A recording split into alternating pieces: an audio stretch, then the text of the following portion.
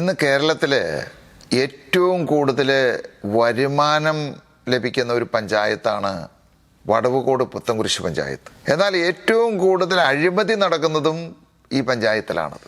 ഇവിടെയാണ് കേരളത്തിലെ വൻകിട വ്യവസായങ്ങൾ പ്രവർത്തിച്ചു കൊണ്ടിരിക്കുന്നത്.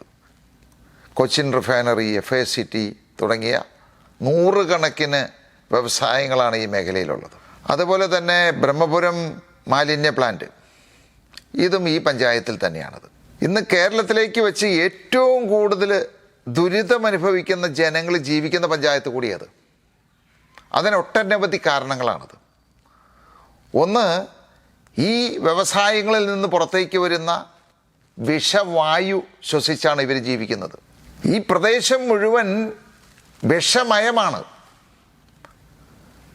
അവർ കുടിക്കുന്ന വെള്ളം എന്ന് പറയുന്നത് മാരകമായ വിഷം ചേർന്നതാണത്. ഏറ്റവും കൂടുതൽ ശ്വാസകോശ രോഗികളുള്ളതും ക്യാൻസർ രോഗികളുമുള്ള പഞ്ചായത്ത് കൂടിയാണത്. അപ്പോൾ നമുക്ക് മനസ്സിലാക്കാമല്ലോ എത്രത്തോളം വലിയൊരു വിപത്താണ് ഈ പഞ്ചായത്തിൽ നടക്കുന്നത് എന്ന്. ഈ രീതിക്ക് മുന്നോട്ട് പോയി കഴിഞ്ഞാൽ ഒരു പക്ഷേ എൻഡോസൾഫാൻ ദുരന്തത്തിനേക്കാൾ വലിയൊരു വൻ വിപത്തായിരിക്കും ഈ പഞ്ചായത്തിൽ സംഭവിക്കുക. CPM-നെ സംബന്ധിച്ചും കോൺഗ്രസിനെ സംബന്ധിച്ചും ഇതൊരു പാർട്ടി ഗ്രാമമാണ്. കാരണം ഈ വൻകിട വ്യവസായങ്ങളിലേക്കെല്ലാം നൂറുകണക്കിന് ആയിരക്കണക്കിന് കോൺട്രാക്ട് വർക്കർമാരെ നിയമിക്കുന്നതും തീരുമാനിക്കുന്നതും ഈ CPM-ഉം കോൺഗ്രസ്സുകാരുമാണ്.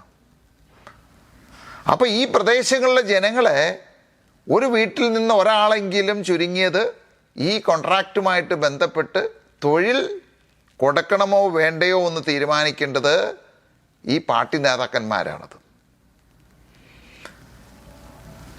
അവർക്ക് കിട്ടുന്ന മെച്ചമായിട്ടുള്ള വേതനത്തിൽ നിന്ന് ഏതാണ്ട് 40% വിഹിതം പാർട്ടിയിലേക്ക് കൊടുക്കണം. ഈ സാധുക്കൾക്ക് പ്രതികരിക്കാനോ പ്രതിഷേധിക്കാനോ ഉള്ള ഒരു ശേഷി പോലുമില്ല. കാരണം ആരെങ്കിലും പ്രതികരിച്ചു കഴിഞ്ഞാൽ പിറ്റേ ദിവസം മുതൽ അവന് ജോലി ഉണ്ടാകില്ല. അങ്ങനെ പാർട്ടി ഗ്രാമമുണ്ടാക്കി ആ പ്രദേശത്തിലെ ജനങ്ങളെ അടിമകളാക്കി അവരെല്ലാം രോഗികളാക്കി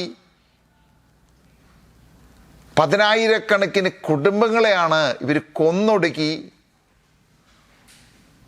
ഇവർക്ക് വേണ്ടിയിട്ട് പണം സമ്പാദിക്കുന്നത് എന്നുള്ളതാണത്. അപ്പോൾ ഒരു നാടിനെ അവിടുത്തെ ജനങ്ങളെ ബലി കൊടുത്തുകൊണ്ട്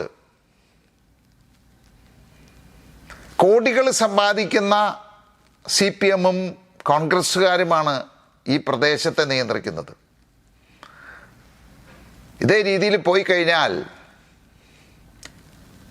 നിങ്ങൾ മാത്രമല്ല, നിങ്ങളുടെ കുടുംബം മാത്രമല്ല, വരുന്ന തലമുറ കൂടി ഇതിൻ്റെ വലിയ ഒരു വിപത്ത് അനുഭവിക്കേണ്ടതായിട്ട് വരും.